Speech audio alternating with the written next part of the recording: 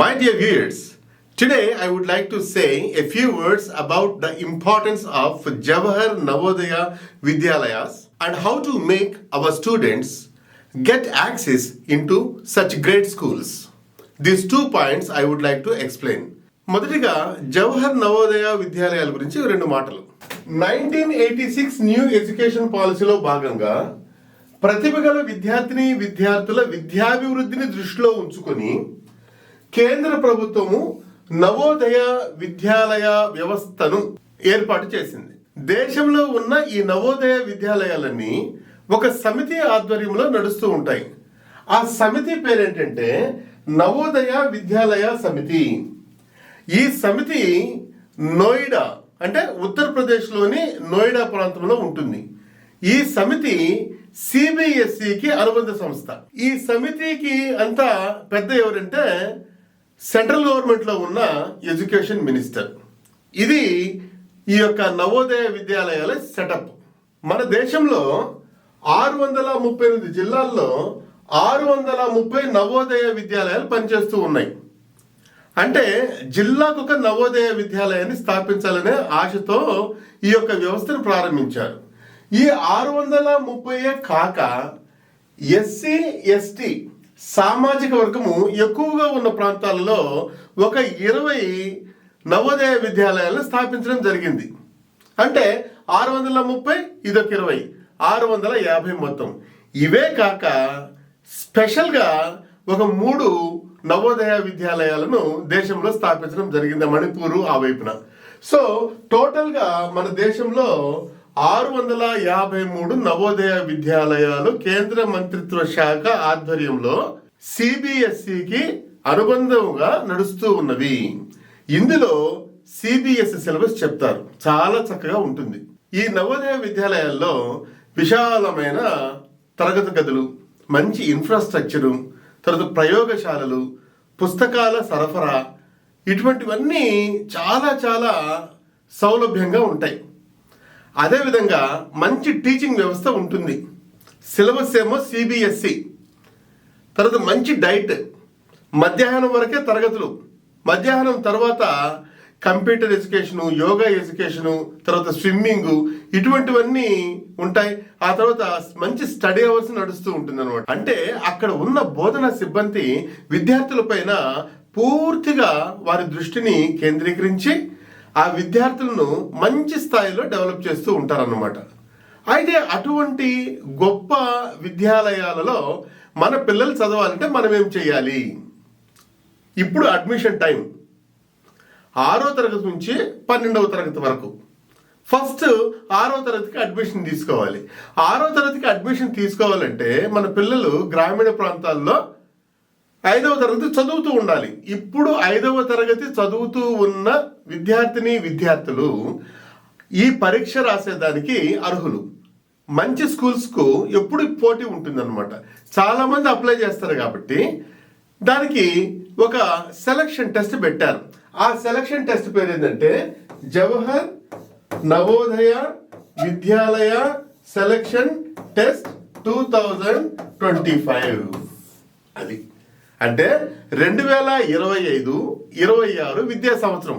ఇప్పుడు జరిగేది 2024-25 విద్యా సంవత్సరం. ఈ విద్యా సంవత్సరంలో 5వ తరగతి చదువుతున్న విద్యార్థులు నవోదయ స్కూల్కి వెళ్ళాలి అంటే వాళ్ళు ఒక పరీక్ష రాయాలి. ఆ పరీక్ష పేరు ఇది సెలక్షన్ టెస్ట్ అన్నమాట. ఆ పరీక్ష రాసేదానికి ఇప్పుడు అప్లై చేసుకోవాలి. టైం ఉంది. ఎప్పుడో వాళ్ళు నోటిఫికేషన్ ఇచ్చారు, ఇంకా టైం ఉంది. అంటే ఇదంతా తెలుసో తెలియదు అని చెప్పేసి నేను కొంత మీకు సమాచారాన్ని అందించాలని చెప్పేసి ఈ వీడియో చేస్తున్నాను. మరి ఈ పరీక్షకు మనం అప్లై చేసుకున్న దానికి 5వ తరగతి విద్యార్థుల యొక్క అర్హతలు ఏంటి?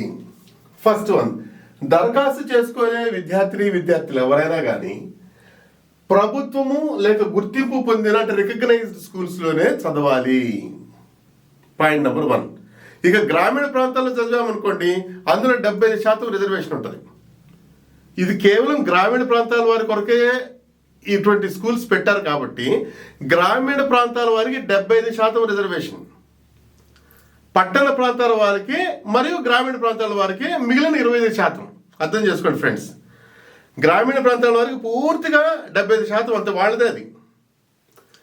పట్టణ ప్రాంతాల వాళ్ళకు, గ్రామీణ ప్రాంతాల వాళ్ళకు ఈ 25%. అంటే ఈ టాప్ 25లో పట్టణం వాళ్ళు ఎవరైనా ఉంటే అందులో కొట్టాలి ఆ పరీక్షలో, లేదంటే లేదు. గ్రామీణ ప్రాంతాల వాళ్ళకు కూడా 20 సీట్లు వస్తాయి. సో గ్రామీణ ప్రాంతంలో విద్యార్థి చదివితే మనకు కొంచెం ప్రాబబిలిటీస్ ఎక్కువ. ఎస్. రెండవది 3-4 తరగతులు కూడా ప్రభుత్వ గుర్తింపు పొందిన పాఠశాలల్లో, ప్రభుత్వ పాఠశాలల్లో కానీ ప్రభుత్వ గుర్తింపు పొందిన పాఠశాలల్లో మాత్రమే చదవాలి. అంతేగాని ప్రైవేట్ స్కూల్లో చదివితే అక్కడికి యాక్సెస్ ఉండదు. ప్రభుత్వ స్కూల్స్లో అన్నా చదవాలి, ప్రభుత్వ గుర్తింపు రికగ్నైజ్డ్ స్కూల్స్లో అన్నా చదవాలి. అక్కడ చదివిన విద్యార్థులకు మాత్రమే ఇందులోకి యాక్సెస్ ఉంటుంది. అందులో చదివిన విద్యార్థులు మళ్ళీ 2 రకాలు: పట్టణ ప్రాంతాలు, గ్రామీణ ప్రాంతాలు. గ్రామీణ ప్రాంతాల్లో చదివిన విద్యార్థులకు 75% రిజర్వేషను, పట్టణ ప్రాంతంలో చదివిన విద్యార్థులకు మరియు గ్రామీణ ప్రాంతంలో చదివిన విద్యార్థులకు ఇంకొక 20% రిజర్వేషన్ ఉంటుంది అన్నమాట. అది బాగా అర్థం చేసుకోవాలి. మరి యొక్క అర్హత ఏంటంటే, దరఖాస్తు చేసుకునే విద్యార్థులు 1/5/2013 నుండి 31/7/2015 మధ్యలో పుట్టుండాలి. అంటే వారి వయసు 9 సంవత్సరాల నుంచి 12 సంవత్సరాల మధ్యలో ఉండాలని చెప్పి ప్రభుత్వం ఒక నిబంధన పెట్టింది. ఇది సరి చూసుకోండి. ఫస్ట్ ఏంటి, విద్యార్థి గవర్నమెంట్ స్కూల్లో కానీ రికగ్నైజ్డ్ స్కూల్లో కానీ చదవాలి. రెండవది ఏంటి, ఆ విద్యార్థికి 9 సంవత్సరాల నుంచి 12 సంవత్సరాల మధ్యలో వయసు ఉండాలి. తర్వాత నిబంధన ఏంటంటే, విద్యార్థి చదువుకున్న పాఠశాల పరిధి, వారి తల్లిదండ్రులు నివాస ధృవీకరణ పత్రం తప్పనిసరిగా సంబంధిత పరిధిలో ఉండాలి. అది చాలా ఇంపార్టెంట్. అంటే తల్లిదండ్రులు ఎక్కడ ఉన్నారో దానికి సంబంధించిన ప్రభుత్వ పాఠశాలలో ఆ పిల్లవాడు చదివి ఉండాలి. ఇదొక నిబంధన. మరొక నిబంధన ఏంటంటే, ఈ సెలక్షన్ టెస్ట్కి అప్లై చేసుకునే విద్యార్థులు ప్రస్తుతము సంబంధిత జిల్లాలో ప్రభుత్వ పాఠశాలలో కానీ ప్రభుత్వ గుర్తింపు పొందిన పాఠశాలలో 5వ తరగతి చదువుతూ ఉండాలి. ఇప్పుడు అంటే 5వ తరగతి చదువుతూ ఉన్న విద్యార్థులు మాత్రమే, వాళ్ళు కూడా ఎక్కడ చదవాలి, ప్రభుత్వ పాఠశాలలో మాత్రమే చదవాలి. లేకుంటే ప్రభుత్వం చేత గుర్తింపు పొందిన పాఠశాలలో చదువుతూ ఉండాలి. ఇవి మెయిన్. ఇప్పుడు నేను చెప్పిన ముఖ్యమైన నిబంధనలన్నీ ఒకవేళ మీ అబ్బాయి కలిగి ఉన్నాడు అనుకోండి, లేకపోతే మీ అమ్మాయి కలిగి ఉంది అనుకోండి, అప్పుడు మీరేం చేస్తారంటే ఆ దరఖాస్తు కొరకు navodaya.gov.in అనే వెబ్సైట్కి వెళ్ళారంటే ఆడ మీకు దరఖాస్తులన్నీ ఉంటాయి. ఆన్లైన్లో అప్లై చేయాలి. డియర్ పేరెంట్స్, ముఖ్యమైన తేదీలు ఒకసారి మీరు గుర్తుపెట్టుకోవాల్సిన అవసరం ఉంది. ఎందుకంటే దరఖాస్తులు ప్రారంభమైనాయి, అందరూ అప్లై చేస్తూనే ఉన్నారు. ఇప్పుడు లాస్ట్ డే ఏంటంటే 16 సెప్టెంబర్ 2024న అప్లికేషన్స్ సబ్మిట్ చేసేదానికి లాస్ట్ రోజు. ఆల్రెడీ సబ్మిషన్స్ నడుస్తూనే ఉన్నాయి. So the last date for submitting online application form is 16th September 2024. గుర్తుపెట్టుకోండి. తర్వాత పరీక్ష ఎప్పుడు నిర్వహిస్తారు? 16వ తేదీ 18వ తేదీ నిర్వహిస్తారు. కానీ 16వ తారీఖునేమో నార్త్ ఇండియా ఉంటుంది, తర్వాత 18వ తారీఖున వచ్చేసేసి మన రాష్ట్రాలు వస్తాయన్నమాట. సో 18 జనవరి 2025 11 ఎగ్జామినేషన్. గుర్తుపెట్టుకోండి. సో మంచిగా మనం ప్రిపేర్ చేయించాలి. చేతిలో మనకు సెప్టెంబర్, అక్టోబర్, నవంబర్, డిసెంబర్, జనవరి తీసేసినా కానీ మనకు 4 మంత్స్ ఉంది. ఈ 4 మంత్స్ మంచిగా ఓన్లీ 3 ఏరియాసే ఉంటాయి. తర్వాత చెప్తాను, ఇంకొక వీడియోలో చెప్తాను మీకు. ఆ 3 ఏరియాస్లో పిల్లవాడిని కొద్దిగా మనం పాలిష్ చేసామంటే మంచి స్కూల్స్లో యాక్సెస్ అవుతుంది అన్నమాట. గుర్తుపెట్టుకోండి ఫ్రెండ్స్. సో హియర్ ఒక్కొక్క విద్యాలయంలో 80 సీట్లు మాత్రమే ఉంటాయి. ఒక నవోదయ విద్యాలయంలో 6వ తరగతి సీట్లు 80 మాత్రమే ఉంటాయి. పోటీ మాత్రం తీవ్రంగా ఉంటుంది. కొంచెం కష్టపడ్డామంటే, ఎందుకంటే అందరూ ప్రిపేర్ అయ్యి రారు, జస్ట్ సరదాగా అప్లై చేసేవాళ్ళు కూడా ఉంటారు. గట్టిగా మనం ప్రిపేర్ చేయించామంటే పిల్లలను తప్పనిసరిగా వాళ్ళు సీటు కొడతారు.